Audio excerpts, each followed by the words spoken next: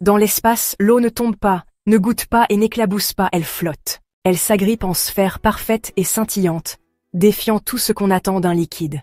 Mais vous êtes-vous déjà demandé ce que ça fait de boire dans une bulle d'eau qui flotte?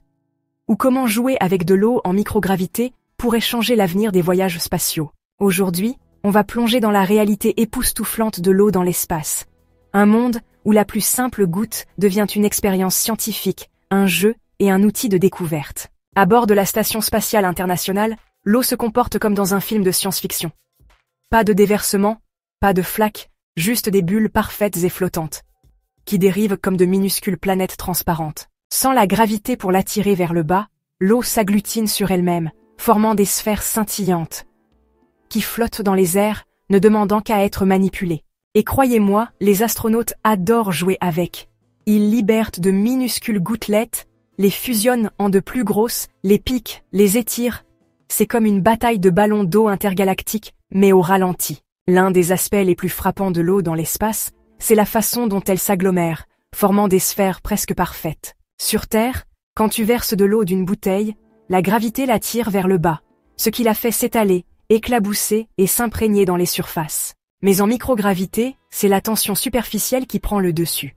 Cette force fait que les molécules d'eau s'accrochent les unes aux autres, formant des gouttelettes au lieu de se disperser en brouillard. Sans aucune force plus forte pour les tirer dans une direction particulière, ces gouttelettes grossissent et deviennent des bulles flottantes, conservant leur forme comme des billes liquides en suspension.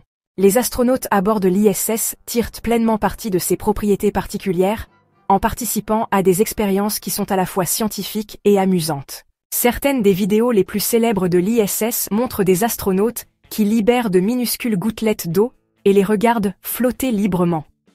Puis, ils les combinent pour former de plus grosses gouttes. Un simple contact du doigt ou d'un outil peut remodeler la bulle d'eau, la brisant parfois en plus petites gouttelettes, ou la fusionnant à nouveau. Cette capacité à manipuler l'eau de manière aussi libre a été fascinante non seulement pour les astronautes, mais aussi pour les gens qui regardent depuis la Terre. Boire de l'eau dans l'espace, c'est un défi intéressant. Sans gravité pour attirer le liquide au fond d'une tasse, les méthodes de consommation traditionnelles deviennent impraticables. Au lieu de ça, les astronautes utilisent des sachets spécialement conçus avec des pailles intégrées pour s'hydrater facilement et sans faire de dégâts. Cependant, par curiosité, les astronautes ont aussi essayé de boire directement à partir de bulles d'eau flottantes. Ils peuvent guider une goutte d'eau vers leur bouche et l'aspirer, un acte qui paraît presque comique mais qui fonctionne étonnamment bien grâce aux propriétés de cohésion de l'eau.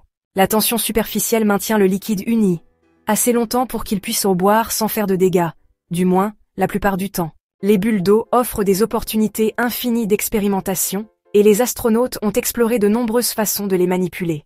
Injecter de l'air dans une bulle flottante crée des effets hypnotisants, car de minuscules bulles d'air se retrouvent piégées à l'intérieur.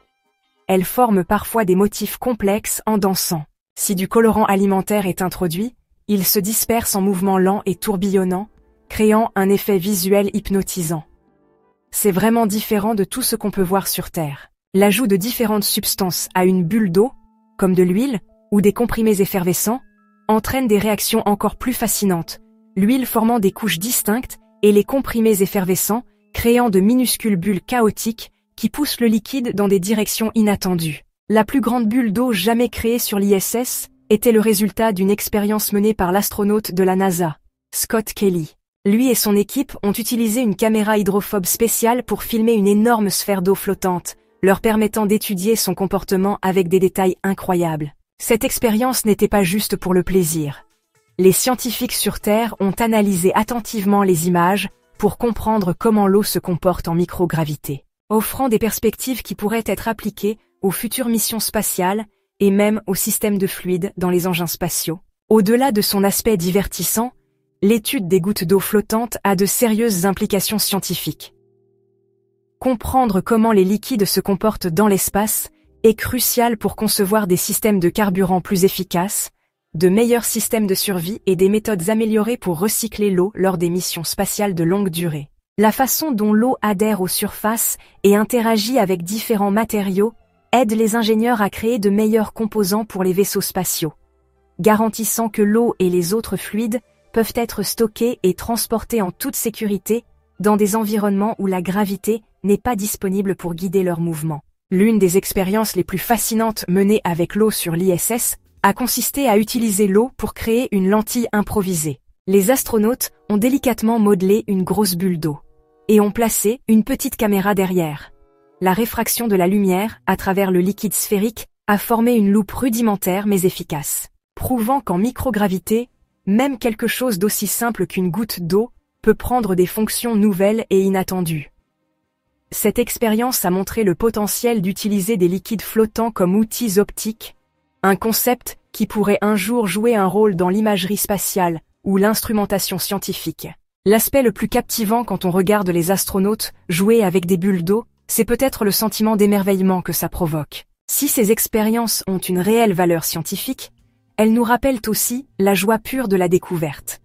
Voir un astronaute pousser doucement du bout du doigt une sphère d'eau flottante, la regarder vibrer et changer de forme au ralenti, c'est une démonstration puissante de la nature extraordinaire de la vie dans l'espace. Ces moments d'exploration ludique ne font pas qu'éduquer, ils inspirent aussi, offrant un aperçu des possibilités infinies que la microgravité présente. La capacité à manipuler et à étudier l'eau dans l'espace va au-delà de la simple curiosité scientifique. Elle joue un rôle crucial dans les futures explorations. Alors que l'humanité se prépare à des missions plus longues vers la Lune, Mars et au-delà, comprendre comment les liquides se comportent en microgravité sera essentiel à notre survie. Le recyclage de l'eau, la dynamique des fluides dans les systèmes en circuit fermé, et même les moyens potentiels de cultiver des aliments dans l'espace dépendent tous des principes fondamentaux démontrés par ces expériences apparemment simples avec des bulles d'eau. À travers ces sphères d'eau flottantes, les astronautes vivent à la fois la joie du jeu et le frisson de la découverte scientifique. Qu'il s'agisse de les utiliser pour démontrer la physique, de mener des expériences, ou simplement de prendre une gorgée d'une manière inhabituelle, les bulles d'eau sont une partie emblématique et infiniment fascinante de la vie à bord de l'ISS. Elles représentent les réalités étranges et merveilleuses de la microgravité, où même les substances les plus familières peuvent se comporter de manière qui défient nos attentes quotidiennes. Je vous laisse en discuter dans les commentaires. Si vous en aviez l'occasion, quelle expérience bizarre tenteriez-vous avec de l'eau dans l'espace? Vous pouvez nous soutenir en vous abonnant si ce n'est pas déjà fait. Prenez soin de vous, prenez soin de vos proches, et je vous dis à très bientôt dans une autre vidéo.